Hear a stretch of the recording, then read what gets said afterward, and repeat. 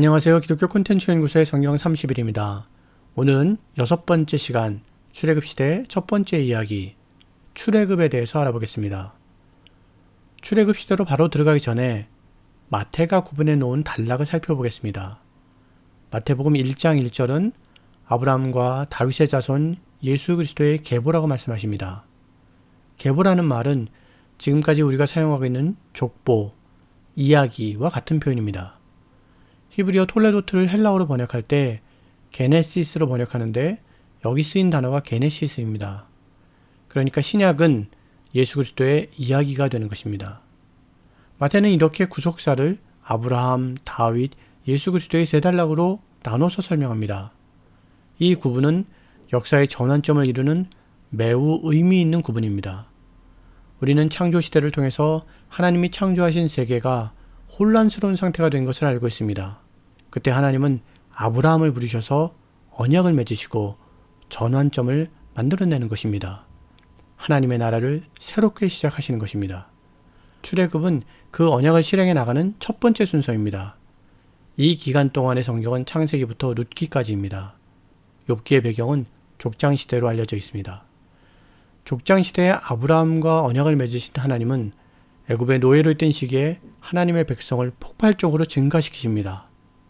애굽으로 내려간 야곱의 가족은 70명이었는데 400년이 지나서 장정만 60만 명 정도가 되는 인구로 크게 번성하는 것입니다. 백성에 대한 언약이 성취되고 있는 것입니다. 아무도 생각하지 못하고 있을 때 하나님은 하나님의 백성을 준비하셨습니다. 그리고 출애굽을 인도할 지도자로 모세를 부르십니다. 이스라엘 민족은 출애굽 후에 시내산에 도착합니다. 하나님은 거기서 이스라엘 민족과 언약식을 거행하십니다.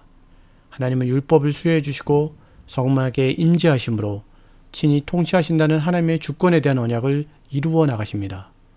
이제 마지막 성취해 나가야 할 언약인 영토를 회복하려고 출발합니다. 그런데 광야에서 이스라엘 민족은 하나님께 반역을 합니다. 하나님은 모세를 포함한 출애굽 1세대를 전멸시키십니다. 하나님은 여호수아와 출애굽 2세대를 통해서 가나안을 정복하시는 것입니다. 하지만 그 땅에 정착한 이스라엘 민족은 그 땅의 문화에 혼합되고 세속화되어 갑니다. 정체성을 상실한 이스라엘은 급기야 하나님을 버리고 인간의 왕을 요구합니다. 이렇게 족장시대부터 사사시대까지가 하나의 큰 단락을 이루는 것입니다. 이제 출애굽 시대로 들어가겠습니다. 출애굽 시대는 출애굽, 광야, 시내산 이렇게 세 파트로 나누어집니다. 출애굽 시대는 전적으로 모세의 삶과 일치합니다. 모세는 120살을 사는데요.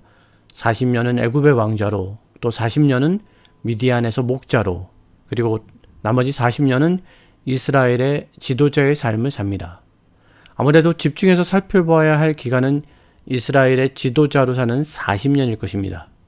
그 시기에 출애굽 시대와 광야 시대가 들어있습니다. 이스라엘 자손은 애굽에서 생육하고 번성합니다. 하나님의 명령이 이루어지고 있는 것입니다. 바로는 이스라엘 민족이 번성하는 것에 두려움을 느꼈습니다.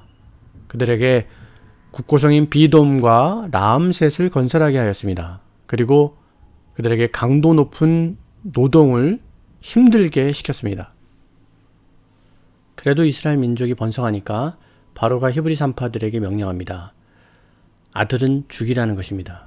하지만 산파들이 하나님을 두려워해서 왕의 명령을 어겼습니다. 그랬더니 이제는 아들을 나일강에 던져버리라는 것입니다.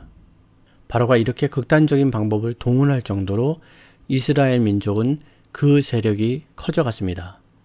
그때 한 아이가 태어납니다. 레위 가족 중 한 사람이 가서 레위 여자에게 장가들어 그 여자가 임신하여 아들을 낳으니 그가 잘생긴 것을 보고 석 달 동안 그를 숨겼으나 더 숨길 수 없게 되매, 여기서 잘생긴 것이라는 단어가 토브입니다. 사도행전에서는 그때 모세가 낳는데 하나님 보시기에 아름다운지라 라고 설명하고 있습니다. 모세는 하나님 보시기에 좋았습니다. 사람들의 눈에도 모세가 특별하게 보인 것 같습니다. 모든 사람이 아기 모세를 귀하게 생각했습니다. 어머니 요게벳과 누이 미디암은 모세를 갈대 상자에 넣고 나일강에 가만히 내려놓습니다. 갈대 상자를 부둥켜 안고 한참을 울며 기도했을 그들의 마음이 생각납니다. 모세의 갈대 상자는 바로의 공주에 의해서 건져집니다. 그리고 미디암이 히브리 유모를 구해주므로 모세는 다시 어머니 요게벳의 품으로 돌아옵니다. 모세가 어느 날 히브리 사람을 괴롭히는 애굽 사람을 쳐서 죽였습니다. 그리고 그를 모래 속에 감췄습니다. 다음날 모세는 히브리 사람들끼리 싸우는 장면을 목격합니다. 잘못한 사람에게 왜 같은 동포를 때리냐고 모세가 야단을 칠 때 그 사람이 모세에게 네가 애굽 사람을 죽인 것처럼 나도 죽이려느냐라고 소리칩니다. 모세는 자신의 일이 탄로난 것을 알고 두려워 도망칩니다. 사도행전은 모세가 자기 동포의 고난을 돌아봤다고 합니다. 그래서 자기의 힘으로 동포들을 구원하려고 했다고 설명하고 있습니다. 여하튼 모세는 그것이 탄로되어서 미디안 땅으로 도망치게 됩니다. 그리고 거기에 거하면서 그곳에 제사장의 딸들을 도와줍니다. 미디안 제사장의 딸들이 돌아와서 한 애굽 사람이 도와준 이야기를 아버지한테 합니다. 그랬더니 아버지가 그 사람이 어디 있냐고 찾습니다. 그리고 모세를 청하여 음식을 함께 먹습니다. 모세는 그곳에 머물면서 제사장의 딸 십보라와 결혼을 하고 게르솜이라는 아들을 낳습니다. 이제 애굽의 왕이 바뀌었습니다. 그렇지만 이스라엘 백성들은 여전히 고통 속에 있었습니다. 성경은 여러 해 후에 애굽 왕은 죽었고 이스라엘 자손은 고된 노동으로 말미암아 탄식하며 부르짖으니 그 고된 노동으로 말미암아 부르짖는 소리가 하나님께 상달된지라. 하나님이 그들의 고통 소리를 들으시고 하나님이 아브라함과 이삭과 야곱에게 세운 그의 언약을 기억하사 하나님이 이스라엘 자손을 돌보셨고 하나님이 그들을 기억하셨더라 라고 말씀하십니다. 하나님은 언약을 기억하셨습니다. 하나님이 들으시고 기억하시고 보시고 하셨습니다. 본문에는 하나님이라는 주어가 4번 나오고 동사도 4번 나옵니다. 한 번만 써도 되는 주어를 4번이나 반복한 것입니다.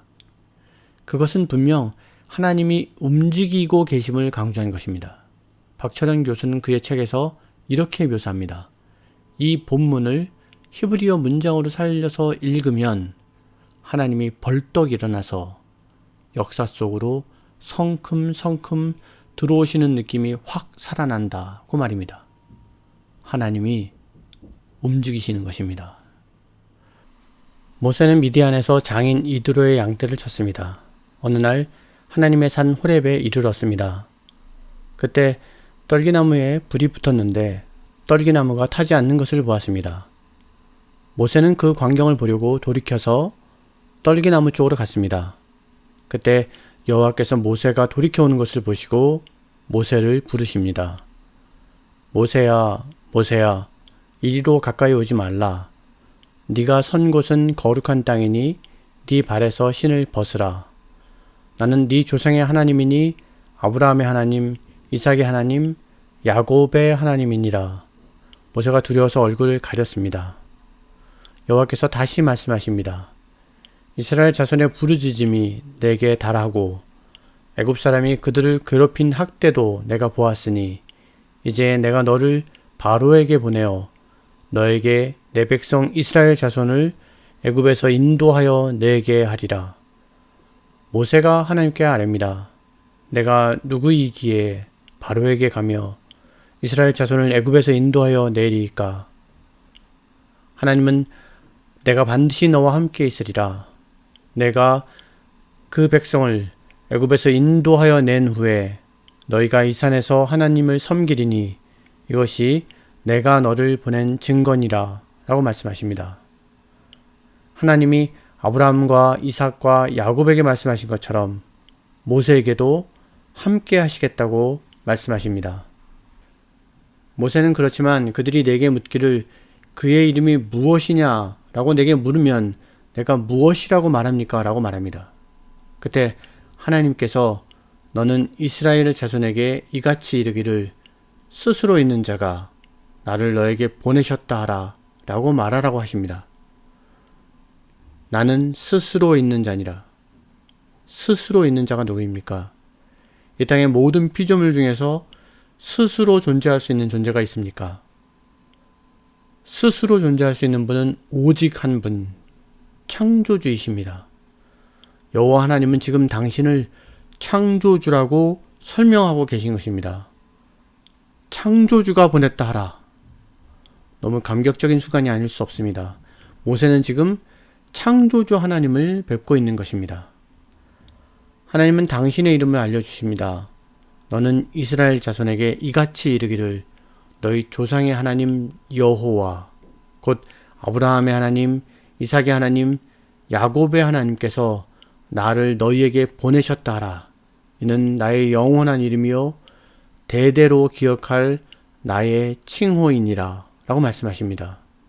하나님은 자신의 이름을 여호와라고 모세에게 알려주십니다. 그래도 모세는 사람들이 자신에게 하나님이 나타나지 않았다고 말하면 어떻게 합니까? 라고 얘기합니다. 그때 하나님께서는 내 손에 있는 것이 무엇이냐? 라고 묻습니다. 모세가 지팡이가 있습니다. 라고 얘기하니까 그때 지팡이를 땅에 던지라고 말씀하십니다. 그랬더니 지팡이가 뱀이 되었습니다. 모세는 놀라서 피했습니다. 하지만 하나님은 다시 꼬리를 잡으라고 말씀하십니다. 모세가 꼬리를 잡았더니 다시 지팡이가 되었습니다.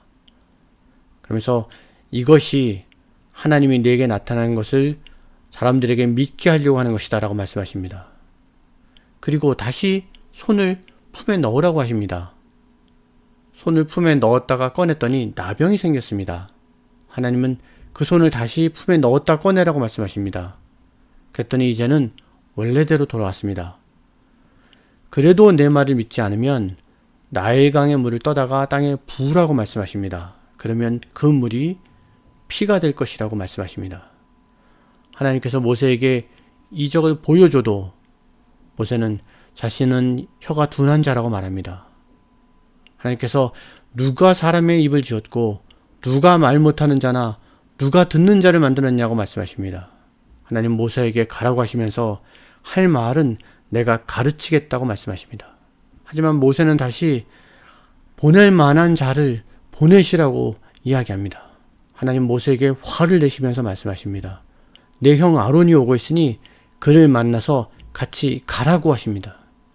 지팡이를 잡고 그것으로 이적을 행하라고 명령하십니다. 모세는 장인 이드로에게 돌아옵니다. 그리고 애굽으로 가겠다고 이야기합니다. 하나님 모세에게 애굽으로 가라고 다시 말씀하시면서 하나님이 보여준 이적을 바로에게 다 보이라고 말씀하십니다. 그래도 보내주지 않으면 하나님께서 바로의 장자를 죽이실 거라고 말씀하십니다. 모세는 하나님의 지팡이를 잡고 나아갑니다.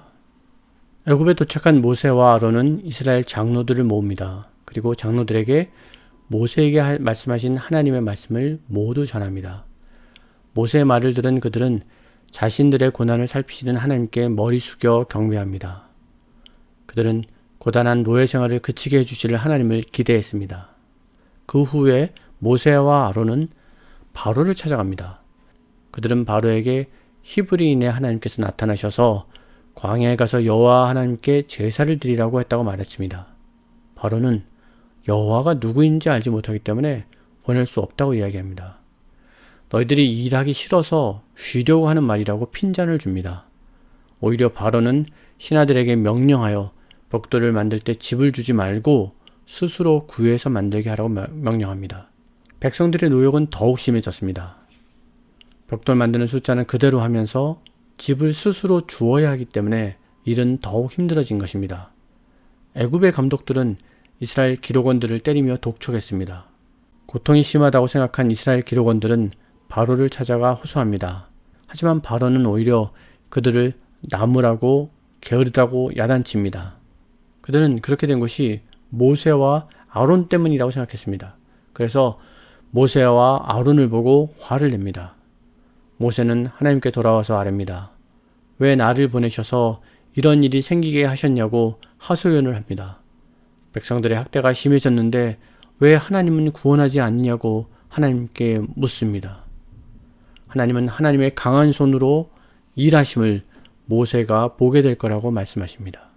하나님은 모세에게 여호와가 하나님이심을 거듭 강조하십니다. 나는 여호와라.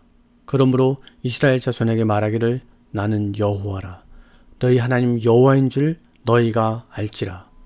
나는 여호와라 하셨다 하라. 하나님은 모세에게 여호와가 이스라엘을 노예 생활에서 구원하여 반드시 가나안에 인도하겠다고 말씀하십니다. 그것은 여호와가 하나님이심을 증명하는 길입니다. 모세가 이 이야기를 이스라엘 자손에게 전하지만 그들은 모세의 말을 듣지 않았습니다. 구약은 창조주 하나님이 구세주 여호와인 것을 증명하는 싸움입니다. 신약은 구원자 되신 하나님이 장차 등장하실 메시아, 그리스도이신데 그분이 바로 예수라는 것을 증명하는 싸움입니다. 그래서 사도들이 늘 외치고 주장했던 핵심 표어는 예수는 그리스도라는 것입니다. 그것이 우리가 이 땅에 선포해야 할 외침입니다. 예수는 그리스도이십니다. 하나님은 그 이야기를 바로에게 전하라고 합니다. 하지만 모세조차도 나는 입이 둔한 자인데 어떻게 바로가 내 말을 듣겠냐고 합니다. 하나님은 모세를 바로에게 신과 같은 존재가 되게 할 거라고 말씀하십니다. 그러면서 내 손을 애굽 위에 펴서 이스라엘 자손을 그 땅에서 인도하여 낼 때에야 애굽 사람이 나를 여호와인 줄 알게 될 거라고 말씀하십니다. 바로는 여호와가 누군지 모른다고 우습게 생각했습니다. 하지만 하나님 여호와가 누군지 모든 애굽 사람이 알게 될 거라고 말씀하십니다. 여호와께서 모세와 아론에게 바로에게 들어가서 이적을 베풀라고 말씀하십니다. 아론이 바로 앞에서 지팡이를 던졌더니 뱀이 되었습니다. 하지만 바로의 마술사들도 지팡이로 뱀을 만들었습니다. 하지만 아론의 지팡이가 그들의 지팡이를 삼켜버렸습니다. 바로의 마음이 완악해졌습니다. 하나님은 첫 번째 재앙을 내리십니다. 하나님 바로에게 당신이 여호와인 줄 알게 하시겠다고 말씀하십니다. 나일강을 피가 되게 하시는 것입니다. 지팡이를 들어 나일강을 치니 나일강이 피로 변합니다. 고기가 죽고 악취가 나고 마실 수가 없게 되었습니다. 하지만 요술사들도 그와 같이 행합니다. 바로는 마음을 완악하게 하고 말씀을 듣지 않습니다. 하나님은 모세에게 두 번째 재앙을 말씀하십니다. 개구리 재앙입니다. 개구리가 올라와 애굽 온 땅을 덮습니다.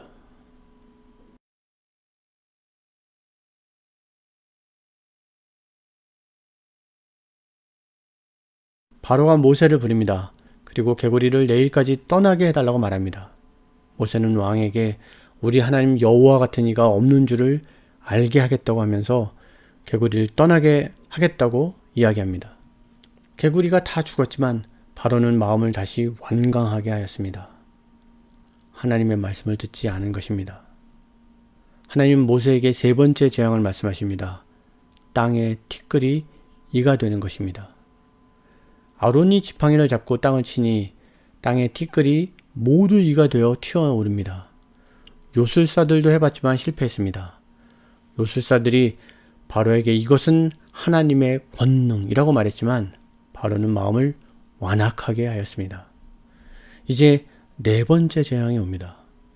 애굽 사람 집에는 파리떼가 가득한데 이스라엘 사람들이 살고 있는 고센 땅에는 파리가 없을 거라고 말씀하십니다. 그것을 통해 당신이 여호와인 줄을 알게 하시겠다고 말씀하십니다. 여호와께서 말씀하신 대로 애굽 온 땅에 파리가 모든 것을 황폐하게 만들었습니다. 바로는 할 수 없이 다시 모세와 아론을 불러서 제사를 지내라고 말합니다. 하지만 모세는 광야로 사흘쯤 들어가서 제사를 지내야 한다고 말합니다. 바로는 너무 멀리 가지 말라고 이야기합니다. 모세는 바로에게 다시는 거짓을 행하지 말라고 이야기하고 나옵니다. 모세가 하나님께 간구하여 파리떼를 떠나게 합니다. 하지만 바로가 다시 마음을 완강하게 해서 백성들을 보내지 않습니다. 하나님은 모세에게 다섯 번째 재앙을 말씀하십니다. 애굽의 모든 가축이 심한 돌림병에 걸려서 죽게 하는 것입니다. 이스라엘 가축은 죽지 않고 오직 애굽의 가축만 죽게 되었습니다. 그래도 바로가 마음을 완강하게 했습니다. 하나님은 모세에게 제 두음 꿈을 하늘에 날리라고 말씀하십니다. 그러면 사람과 짐승에게 6번째 재앙인 악성 종기가 날 거라고 말씀하십니다. 모세가 재를 날립니다. 사람과 짐승에게 붙어서 악성 종기가 생겼습니다. 애굽의 요술사들에게도 종기가 났습니다. 그러나 여호와께서 바로의 마음을 완악하게 하셨습니다. 하나님은 모세에게 바로 앞에 서서 온 천하에 여호와 같은 자가 없음을 바로에게 알게 하시겠다고 말씀하십니다. 여호와의 이름이 온 천하에 전파되게 하실 것이라고 말씀하십니다. 그리고 7번째 재앙인 우박을 내리시겠다고 하셨습니다. 모세가 바로에게 들어가서 7번째 재앙을 이야기합니다. 바로의 신하들 중에는 두려워하는 자들도 있고 두려워하지 않는 자들도 있었습니다. 모세가 하늘을 향해 지팡이를 들었더니 하나님이 우레소리와 함께 우박을 내리셨습니다. 우박에 불덩어리가 섞여서 쏟아졌습니다. 애굽 온 땅에 그와 같은 일이 없었습니다. 하지만 고센 땅에는 아무 일도 일어나지 않았습니다. 바로는 모세와 아론을 불러 자신이 범죄하였다고 고백합니다. 여호와는 의로우시고 나는 악하니 용서하고 우박을 그치게 해달라고 말했습니다. 모세는 세상이 여호와 하나님께 속한 줄을 왕이 알라고 이야기합니다. 하지만 우박이 그친 것을 알고 바로는 다시 마음을 완악하게 하였습니다. 바로는 이스라엘 자손들을 보내지 않았습니다. 하나님은 8번째 재앙을 명령하십니다. 하나님은 8번째 재앙에서도 너희는 내가 여호와인 줄을 알게 되리라고 말씀하십니다.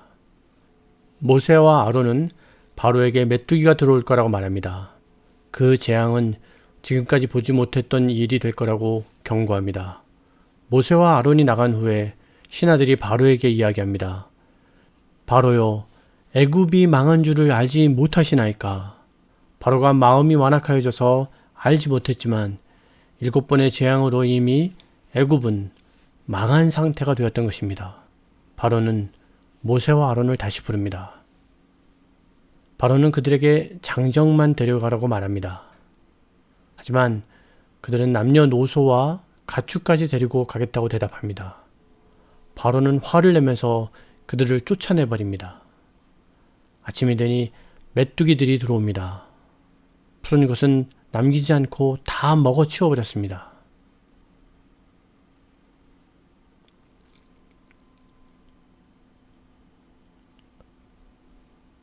바로가 급히 다시 모세와 아론을 불렀습니다. 바로는 하나님께 죄를 지었음을 고백합니다. 그리고 용서해 달라고 하면서 이 죽음이 지나가게 해달라고 합니다. 하나님은 모세의 간구를 들으시고 메뚜기를 홍해에 불어 넣으십니다. 하지만 바로는 다시 마음을 완악하게 하여 이스라엘 자손을 보내지 않습니다. 하나님은 모세에게 손을 내밀어 흑암이 있게 하라고 말씀하십니다. 9번째 재앙을 명령하시는 것입니다. 하지만 이스라엘 자손이 거주하는 곳에는 빛이 있었습니다. 하나님은 계속해서 애굽에 속한 것들에게만 재앙을 내리시고 계신 것입니다. 바로가 모세를 다시 불러서 이야기합니다. 어린 것들은 데려가라는 것입니다. 하지만 모세는 가축도 우리와 함께 가야 된다고 이야기합니다. 바로는 다시 마음을 완악하게 합니다. 너는 나를 떠나가고 스스로 삼가 다시 내 얼굴을 보지 말라. 내가 내 얼굴을 보는 날에는 죽으리라 라고 얘기합니다. 모세는 내가 당신의 얼굴을 보지 않겠습니다 하고 나옵니다. 하나님은 모세에게 마지막 재앙 이후에 떠나게 될 거라고 말씀하십니다. 그러면서 이스라엘 자손들은 애굽 사람들에게 은혜를 받게 되고 그들에게 위대해 보이게 될 것이라고 이야기합니다. 모세는 바로에게 10번째 재앙에 대해서 경고합니다. 애굽 온 땅에 전무후무한 큰 부르짖음이 있을 거라고 이야기합니다. 그것을 통해서 애굽과 이스라엘을 구별하시는 것을 알게 될 거라고 이야기합니다. 모세는 심히 노하며 바로에게서 나옵니다. 이제 마지막 재앙을 더하시겠다고 알려주십니다. 지금까지 바로가 마음을 완악하게 해서 이스라엘 자손이 떠나지 못했음을 상기시킵니다. 하나님은 그러시면서 유월절 규례에 대해서 말씀하십니다. 흠없고 1년 된 수컷 어린 양을 사람의 수대로 잡으라고 하십니다. 그리고 그 고기를 구워 무교병과 쓴 나물을 같이 먹으라고 하십니다. 허리에는 띠를 띠고 발에는 신을 신고 지팡이를 잡고 급히 먹으라고 말씀하십니다. 이것이 유월절 규례입니다. 또한 무교절 규례도 말씀하십니다. 누룩을 넣지 않은 빵을 만들어 먹으라는 것입니다. 그리고 유월절 첫날을 맞을 때 문의 임방과 좌우 문설주에 어린 양의 피를 바르라고 하십니다. 피를 보면 여호와께서 그 문을 넘어가신다는 것입니다. 재앙이 그 집에 미치지 않게 되는 것입니다. 이제 10번째 대왕이 닥쳐옵니다. 한밤중에 처음 난 것은 모두 여호와의 멸하는 자가 치기 시작합니다. 애굽 온 땅에 큰 부르짖음이 들려옵니다. 바로는 모세와 아론을 불러서 이스라엘 자손과 가축을 데리고 떠나라고 합니다. 가서 여호와를 섬기라고 이야기합니다. 그러면서 나를 위하여 축복하라고 이야기합니다. 바로가 드디어 항복을 구하는 모습입니다. 그날 밤에 장정 60만이 애굽에서 나옵니다. 430년이 끝나는 그날에 여호와의 군대가 다 애굽 땅에서 나왔은즉 430년 만이라고 기록합니다. 그날에 여호와의 군대가 나왔습니다. 그 밤을 여호와의 밤이라고 불렀습니다. 하나님은 애굽의 모든 신들을 멸하시고 나왔다고 말씀하십니다. 출애굽기 12장 12절은 내가 그 밤에 애굽 땅에 두루다니며 사람이나 짐승을 막론하고 애굽 땅에 있는 모든 처음 난 것을 다 치고 애굽의 모든 신을 내가 심판하리라. 나는 여호와라. 이 사건은 여호와께서 애굽의 모든 신들을 멸하는 사건이었습니다. 출애굽은 하나님이 친히 싸우시는 전쟁이었습니다. 그런데 하나님은 이스라엘 자손을 가나안으로 인도하지 않습니다. 성경은 블레셋 사람의 땅의 길은 가까울지라도 하나님이 그들을 그 길로 인도하지 아니하셨으니 애굽에서 가나안으로 가는 길은 3가지 정도가 있다고 합니다. 첫 번째는 해안길, 이게 이제 블레셋 땅으로 들어가는 길이고요. 두 번째 길은 족잔길, 산악지대로 가는 겁니다. 그 다음에 제일 발달된 왕의 대로, 이렇게 3가지가 있는데 하나님께서 그 길로 인도하지 않으셨습니다. 이 백성이 전쟁을 하게 되면 마음을 돌이켜 애굽으로 돌아갈까 하셨습니다. 네, 하나님은 지금 가나안 땅으로 가는 것이 아니라 홍해의 광야 길로 돌려 백성을 인도하고 계십니다. 그런데 그 이유가 전쟁이라는 것입니다. 노예에서 지금 바로 나왔는데 그들을 전쟁으로 인도하려고 하니까 그것이 불가능할 거라고 판단하셨던 것이죠. 이스라엘 자손은 전혀 생각하지도 못했던 것입니다. 이스라엘 자손은 요셉의 유고를 가지고 출발합니다. 여기서 우리는 아브라함에게 말씀하셨던 것을 기억해야 합니다. 하나님은 노예가 된 후에 400년이 지나서 가나안으로 가게 될 것인데 그때 가나안은 죄악으로 가득 차 있을 거라고 말씀하셨습니다. 그리고 오늘 본문은 전쟁을 하게 될 거라고 말씀하십니다. 이제 막 노예 생활을 끝내고 나온 이스라엘 민족이 전쟁을 해야 하는 일이 벌어진 것입니다. 그들은 노예 생활에서 벗어나면 바로 행복이 찾아올 거라고 생각했습니다. 그런데 전쟁을 해야 한다니 이것은 그들이 전혀 생각지도 못한 일이었습니다.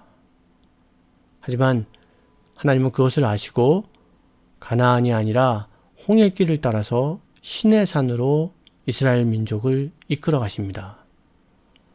하나님은 노예를 군대로 만드시는 프로젝트를 진행하고 계신 것입니다.